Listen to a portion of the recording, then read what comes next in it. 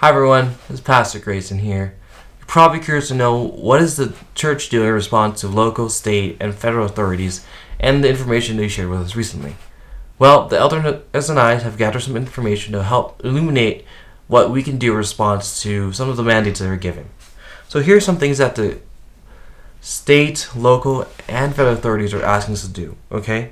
And this is to help in an initiative called 15 Days to Slow the Spread. So the first and foremost is to listen and follow the directions of your state and local authorities. If you feel sick, stay home. Do not go to work. Contact your medical provider. If your children are sick, keep them at home. Do not send them to school. Contact your medical provider. If someone in your household has tested positive for the coronavirus, keep the entire household at home.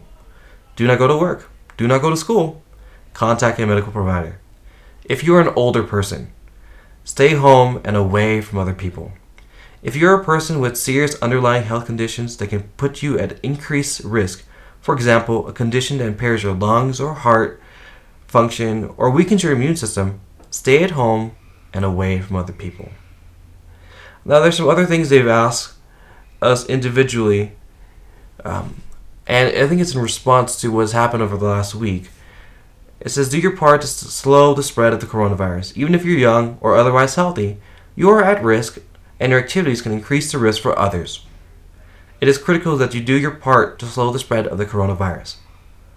Work or engage in schooling from home whenever possible. If you work in a critical infrastructure industry, as defined by the Department of Homeland Security, such as healthcare services and pharmaceutical and food supply, you have a special responsibility to maintain your normal work schedule. You and your employer should follow CDC guidelines to protect your health at work. Avoid social gatherings in groups of more than 10 people. That particular one has a huge impact for us as we continue to decide whether or not we want to host church. And at first it was 250 and less than 250, and then you may have heard it went down to under 50, and in the state of Oregon it dropped down to below 25. But with this new guideline of avoiding groups of 10, the elders and I have decided that the best course of action to do our part and be responsible in helping to slow the spread of coronavirus is to limit church to just online streaming. So, yeah, I know some of you that bothers you and you wish that there's some other ways so that you can still experience church. This is only a temporary thing. This has been something suggested to us, and we feel like it's our responsibility to impact our community in a proper way by not spreading the germs of the coronavirus. So, if you have any questions, feel free to call one of the elders or myself, and that goes for both Orcas and Friday Harbor. There's some other things they've asked us to consider. Avoid eating or drinking at bars, restaurants, and food courts. Use drive-through, pickup, or delivery options. Avoid discretionary travel, shopping trips, and social visits. Do not visit nursing homes or retirement or long-term care facilities unless you provide critical assistance. And practice good hygiene, such as wash your hands, especially after touching any frequently used item or surface. Avoid touching your face.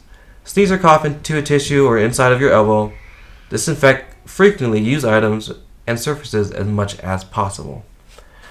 Whew, that was a mouthful of things to consider and do, but I hope you got it. If not, I'll be posting this guidelines that they've asked on the church website so you can check it out for yourself.